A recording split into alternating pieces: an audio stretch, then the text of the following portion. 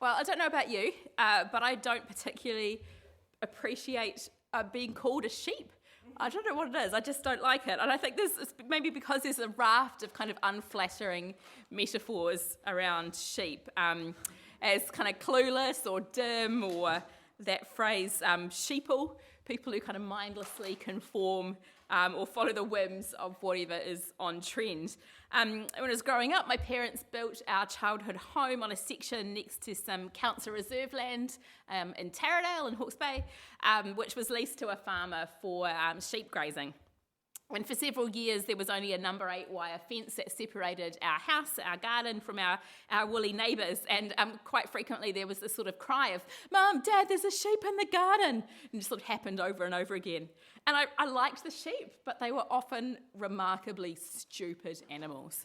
I remember one weekend lunch, we're all sitting around the dining table, and all of a sudden we turn around and there's this sheep staring at us through the glass door of the dining room, just like, "Hi, I'm here." And he obviously really liked what was on the table, because all of a sudden he just sort of lowered his head and then just barged through the glass. Anyway, it was a moment. They just really don't come across as the sharpest animals. I really hope we weren't. Maybe it was a revenge move.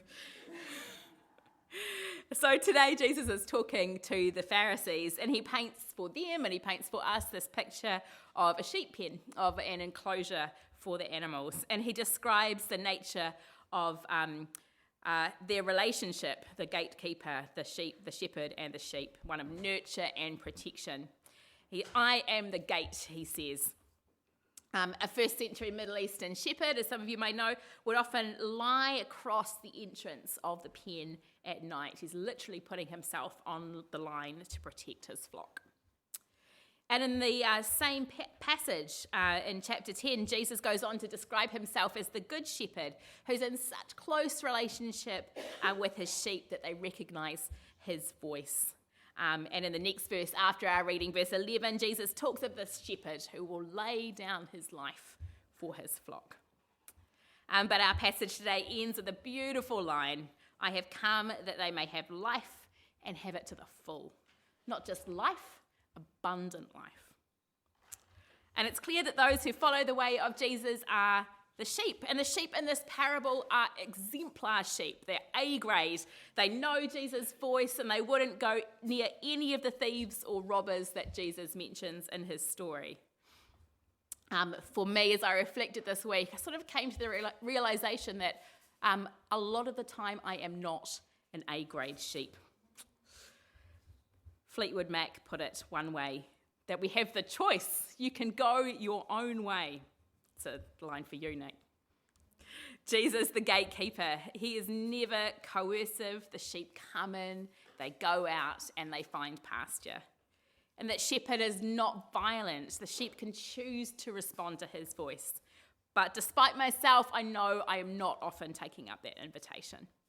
And when I think about why I struggle with the sheep metaphor, I think it's about control. I really want to believe that I am not a sheep, that I'm unique, that I'm not swayed by the world, that I'm not unduly influenced by society or culture or habit, that I can be in control of everything, that I'm the master of my own destiny, and I'm able to make decisions for my own well-being and flourishing. But I think in the moments of lucidity, any honest look in life's basement makes it clear that it's not true for any of us.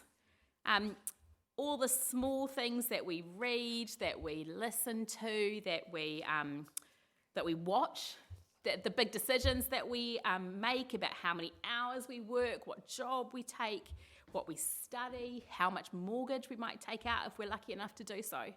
They're not decisions that we make in a vacuum, but they're the result of all of the pressures of our family history, our culture, our society, and our relationships. And I think those are some of the often the thieving, robbing, or distracting voices that Jesus talks about. They're often really good things, but within it all, are we allowing the voice of Jesus to be the loudest voice? You can go your own way. That song from Fleetwood Mac continues. And I just wonder, are we hearing Jesus in these words as our good shepherd saying to us sheep, I'd give you my world, but how can I when you won't take it from me? It's all about choice. So I wonder if part of growing in relationship with Jesus is claiming back our sheepiness. We're not, sorry, this is the best Photoshop you're ever going to see. Just imagine your own face on there. We're not in control. And this is a really good thing because in Jesus, he offers us life in all its fullness when we choose to trust him. And I just want to share with you something I learned about the story of the feeding of the 5,000 this week, which helped this particular sheep remember that in God's upside-down kingdom, losing your control is often actually the key to gaining it. That reminder, as Matthew put it, if you seek to save your life, you'll lose it. But if you lose your life for my sake, you'll find it. So in the story of the feeding of the 5,000, Jesus has made an attempt to get some quiet time in the wilderness as he grieves losing his cousin John. But stepping out of the boat on the other side of the lake, those who have heard his voice and seen glimpses of that abundant life have followed him there. This is the wilderness where there's usually no food, no sustenance, and the disciples who've travelled with him are wondering how this enormous crowd is going to be fed. And there is a little clue about what this shepherd is about to do. And it comes from Jesus' instructions to the disciples to ask the people to sit down on the grass. And in that moment, it sounds a little bit like Psalm 23. The Lord is my shepherd. I lack nothing. He makes me lie down in green pastures. He leads me beside quiet waters. He restores my soul. And the point I found out when I was reading is one that seems really obvious, and that there's only grass in the wilderness when it's spring, the time of flourishing.